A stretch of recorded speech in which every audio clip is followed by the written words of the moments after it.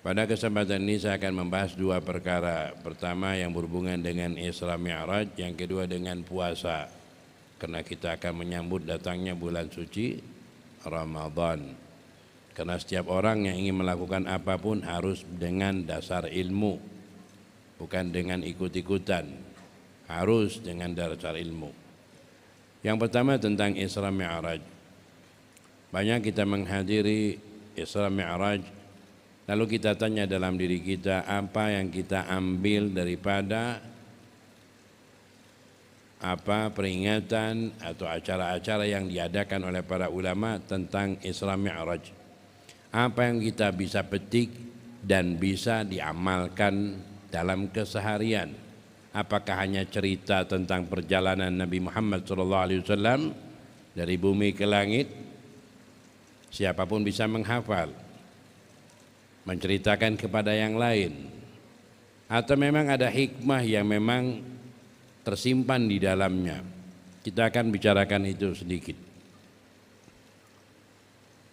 Nabi Muhammad SAW diberikan karunia yang paling besar, yang belum pernah diberikan kepada nabi manapun, juga kepada para malaikat manapun, yaitu diberikan karunia melihat Allah.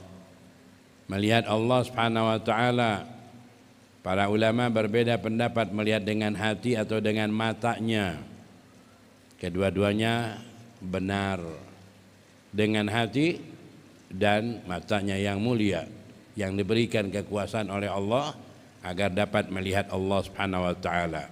Cuma sebagian ada orang suka menjelaskannya bertemu dengan Allah. Nah, kalimat bertemu itu memerlukan tempat. Jadi kadang orang tidak perhatian terhadap kalimat itu. Bertemu dengan melihat beda. Melihat Allah Subhanahu wa taala. Sebelum cerita daripada itu, kita kembali kepada cerita Nabi Musa ala nabiyina alaihi salatu wassalam, di mana suatu hari Nabi Musa ingin melihat Allah. Rabbi arini anzur ilaik. Nabi Musa minta kepada Allah agar dapat melihat Allah Subhanahu wa taala. Tapi kemudian Allah Subhanahu wa taala menyatakan bahwa Nabi Musa tidak mungkin dapat melihat Allah. Para ulama menjelaskan tidak mungkin dapat melihat Allah di dunia. Kemudian Allah Subhanahu wa taala memberikan satu catatan, syarat, di mana para ulama menjelaskan Allah Subhanahu wa taala memberikan nur kepada Arsy. Arsy memantul kepada langit bumi mantul kepada gunung, dan gunung itu hilang, hancur seketika. Fa in istaqarra makana fasawfa tarani.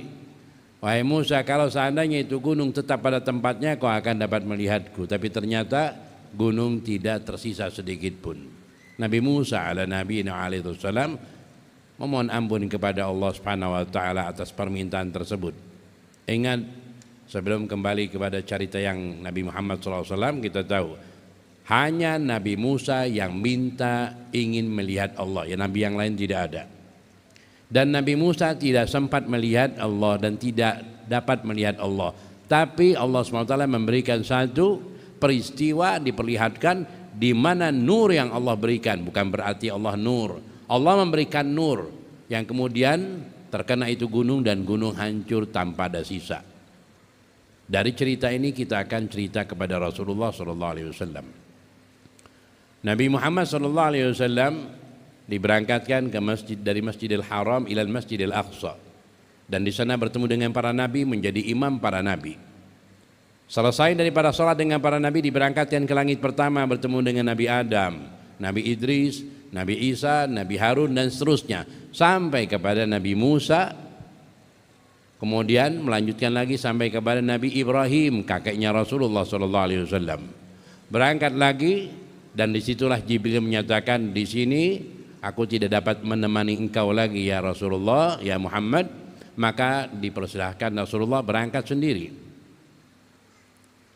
Di sini kita lihat hanya dikhususkan Rasulullah SAW masuk di dalam satu alam tersendiri, dan kemudian di sana Rasulullah dapat melihat Allah Subhanahu wa taala, berbicara kepada Allah, melihat Allah Subhanahu wa taala dan menerima kewajiban salat 50 waktu. Kenikmatan yang sangat besar, sebab nikmat surga yang paling besar adalah melihat Allah. Nikmat yang paling besar di surga adalah melihat Allah. Lalu Rasulullah SAW turun, mampir lagi dan berhenti di Nabi Musa. Nabi Musa bertanya, apa yang diwajibkan oleh Allah kepada umatmu? 50 waktu salat. Nabi Musa menyatakan, tidak kuat, minta dikurangi lagi itu waktunya. Nabi Musa sebetulnya ketika melihat sosok makhluk, sosok Nabi Muhammad SAW yang telah melihat Allah, itu karunia sendiri dan satu khususiat sendiri. Kenapa tidak mampir pada Nabi Ibrahim sebagai kakeknya, tapi mampirnya kepada Nabi Musa yang memang minta dulu di dunia ingin melihat Allah, maka diperlihatkan oleh Allah sosok manusia yang telah melihat Allah Subhanahu wa taala. Nabi Musa menikmati itu pemandangan dan berbicara panjang dengan Rasulullah sallallahu alaihi wasallam. Dan ketika memang ada pintu masih terbuka untuk bolak-balik ke tempat yang telah ditentukan oleh Allah Subhanahu wa taala, yang dimana di sana Rasulullah dapat melihat Allah, maka Nabi Musa menyatakan, minta kurangi lagi. Allah Subhanahu wa taala memberikan 50, bisa langsung 5. Tapi diberikan satu karunia, bukan hanya satu, 10 kali bolak-balik. Rasulullah kembali berangkat lagi dan kemudian menembus lagi Sidratul Muntaha, berbicara lagi kepada Allah, melihat Allah Subhanahu wa taala lagi dan menerima itu perintah. Dan Nabi Musa melihat lagi tambahan seorang hamba yang telah melihat Allah 2 kali dengan tambahan yang Allah berikan dan tambahan. Nabi Musa lebih terus menikmati ini. Inilah seorang hamba yang telah Allah berikan penglihatan kepada Allah Subhanahu wa taala. Dan anehnya di sini bukan kepada Nabi Ibrahim sebagai kakeknya, khusus Nabi Musa, karena Nabi Musa minta perjalanan bolak-balik 10 kali. Nabi Muhammad SAW menikmati itu perjalanan, karunia yang Allah berikan 10 kali lipat. Dan Nabi Musa menikmati sosok manusia yang terus ditambahkan nurnya oleh Allah Subhanahu wa taala, hingga ketika turun ke bumi Nabi Muhammad bersabda, tuba man ra'ani au ra'a man ra'ani au ra'a man ra'ani au ra'a man ra'ani wa amana bi. Tuba, para ulama menyatakan sungguh beruntung. Dalam riwayat dikatakan surga tuba bagi orang yang telah melihatku dan beriman kepadaku, atau orang yang telah melihatku dan beriman kepadaku, atau orang yang telah melihat dan telah melihat dan telah melihat dan beriman kepadaku, tanpa henti sampai hari kiamat. Sebab ini nur, bukan nur daripada malaikat, nur Rabbul Alamin yang diberikan kepada Rasulullah, yang ketika dilihat itu masuk di dalam diri orang yang melihat. Terus maka Habib Ali bin Muhammad Al-Habsyi menyatakan, dengan syarat mahabbah. Kalau kita melihat ulama dengan cinta, iman kepada Rasulullah dan kepada Allah dan Rasulnya, cinta kepada ulama karena Allah, maka dia akan merasakan itu nur sampai ke dalam dirinya, tidak akan lepas. Tuba man ra'ani au ra'a man ra'ani au ra'a man ra'ani. Subhanallah, diberikan kewajiban salat 5 waktu, yang dimana dalam hadis, ingat sering kita dengar hadis ini ya, anta'budallah ka'annaka tarah. Diberikan Rasulullah SAW melihat Allah langsung, umatnya diberikan seakan-akan melihat Allah.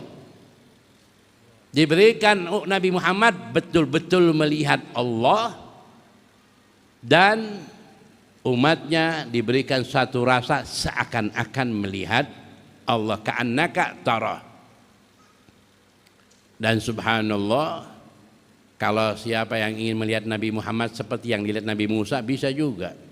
Karena orang yang mimpi Nabi Muhammad SAW, faqad ra'ani haqqan, ingin melihat nur Allah yang Allah berikan kepada Rasulullah SAW, maka mintalah setiap hari, ya Allah berikan saya mimpi Nabi Muhammad.